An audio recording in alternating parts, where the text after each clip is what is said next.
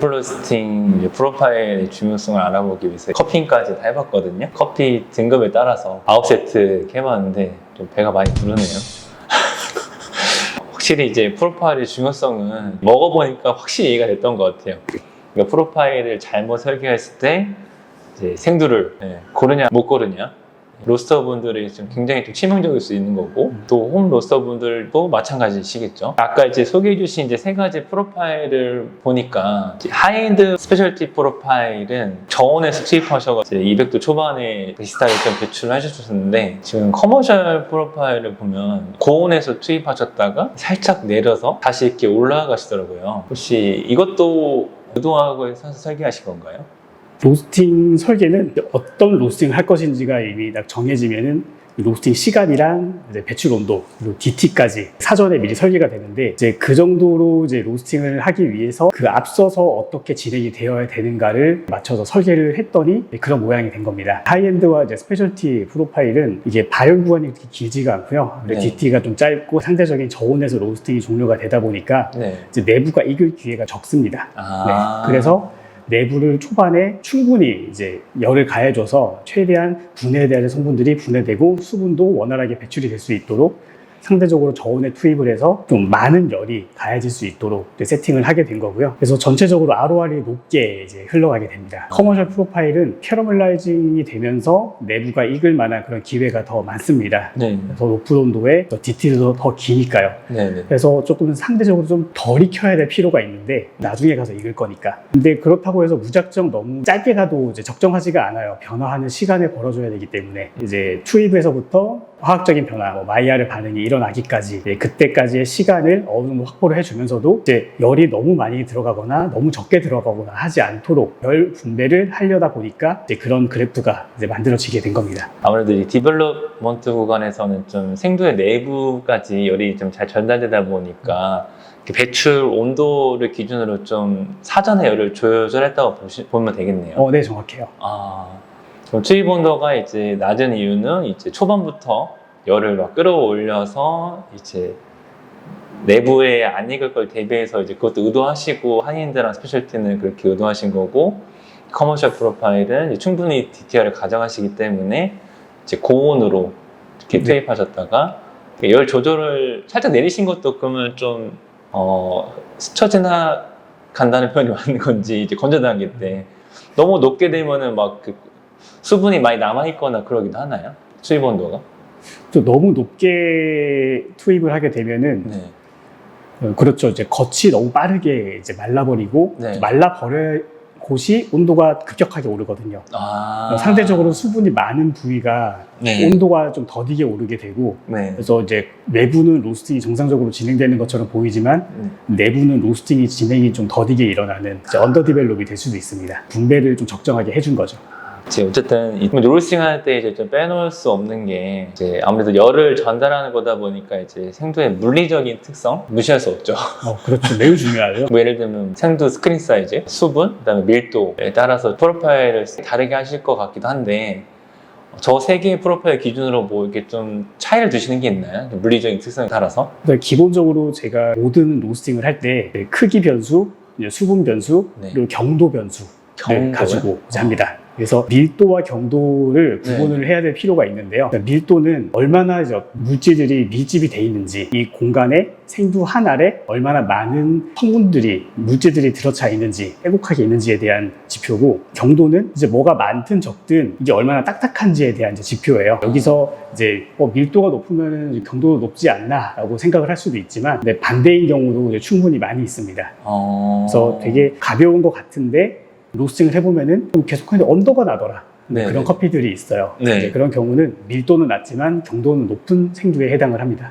그러면 로스팅할 때 밀도보다 경도를 더 고려하는 게 좀 더 디테일한 이제 물리적인 특성이라고 볼 수 있겠네요. 저는 이제 모든 생두를 로스팅하기 전에 이제 크기, 수분, 이제 밀도, 경도를 이제 측정을 하고 이제 로스팅 설계를 들어가는데, 이때 이제 밀도는 보조적으로 참고하는 수치로 사용을 하고요. 로스팅 프로파일 세팅할 때는 밀도는 전혀 보고 있지 않습니다. 스크린 사이즈가 크기에 따라서는 프로파일에서 좀 어떤 거를 좀 중점적으로 조절하시나요? 일단 이카와를 가지고 이제 얘기를 하자면, 이카와는 이제 펜 스피드가 이제 교반이 얼마나 이제 강하게 일어나느냐 혹은 약하게 일어나느냐를 결정을 하잖아요. 이게 일단 교반이 일어나야 되죠. 근데 네. 크기가 크면은 교반이 되는데 더 많은 이제 운동 에너지가 필요하기 때문에 이제 펜 스피드를 더 높여줘야 될 필요가 있습니다.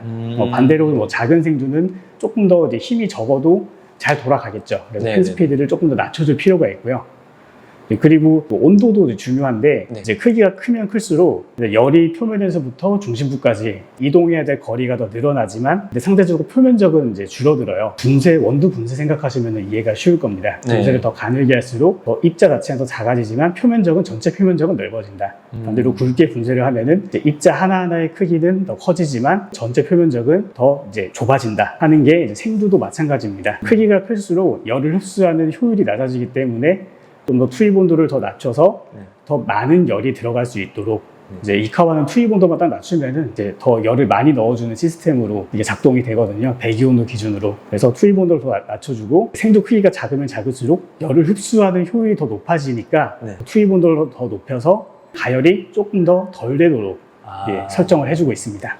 그러니까 생두 외부에서 내부까지 가는 시간을 투입 온도를 조정하신다는 말씀이신 거네요. 네, 얼마나 이제 강하게 열이 이제 전달되도록 할 것인가, 혹은 얼마나 조금 더 살살 넣어줄 것인가, 네. 그런 완급 조절을 이제 하는 거라고 이해하시면 될 것 같습니다. 그럼 수분에 따라서는 이제 수분이 많고 적고 그러니까 다 다양할 수 있잖아요.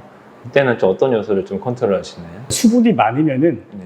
이제 온도가 상승되는 거를 좀 방해를 하거든요.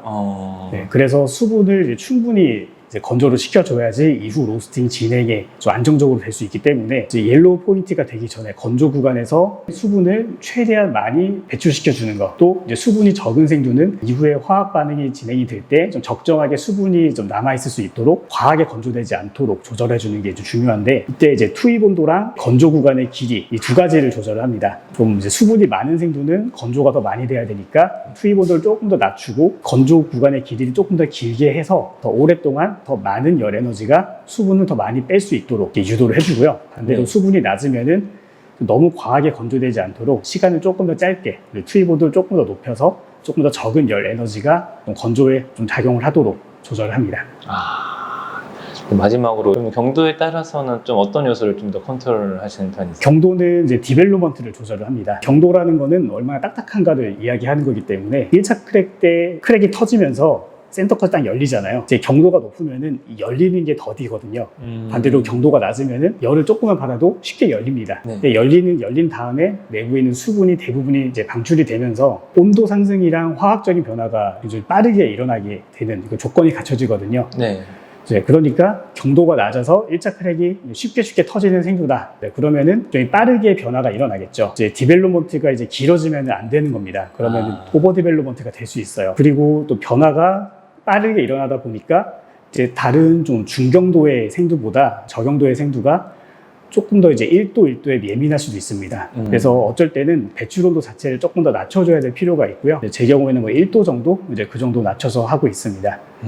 경도가 높으면은 이게 크랙이 터지는데 조금 더 여유를 둬야 되다 보니까 시간을 늘려주는 정도, 굳이 이제 배출 온도를 더 상승시켜주는 것보다는 그냥 기다려주는 정도로도 충분하기 때문에 이 경도가 높은 생두는 DT를 그냥 조금 시간을 늘려준다 하는 걸로 조절을 하고 있습니다. 그래서 그때 보여주셨던 거에 막 이렇게 숫자 써 있는 게 프로파일 뒤에 보니까 숫자가 세 자리가 써 있더라고요. 그게 실제로 경도, 수분, 스크린 사이즈에 따라서 뭐 숫자를 이렇게 기준을 나누신 건가요? 네, 제가 이제 지금까지 측정한 생두들이 이제 뭐 크기는 거의 뭐 200개 정도, 경도 300까지, 밀도와 이제 수분은 거의 뭐 4, 500까지 정도 되는데, 거기서 기준점이 되는 프로파일이 어느 수치에 해당하는 범위인지를 제가 다 이제 계산을 해놨습니다. 그래서 그것을 처음에는 3등분을 했어요. 중간, 높은 거, 낮은 거. 네, 해보니까 더 디테일하게 분류될 필요가 있어서 이제 5단계로 나눴고, 일단 3이 가장 중간입니다. 크기가 3이다. 크기가 딱 중간에 해당하는 생두고, 뭐 1이다 하면 가장 작은, 5면은 가장 큰 생두에 해당을 하고요. 그리고 이제 경도와 이제 수분도 이제 마찬가지로 5단계로 분류를 해서 3이면 중간, 이제 5면은 이제 수치가 높은 걸로 이렇게 해서 코드를 다 이제 지정을 한 겁니다. 그렇게까지 디테일하게 나누면은 이제 어떠한 생두가 와도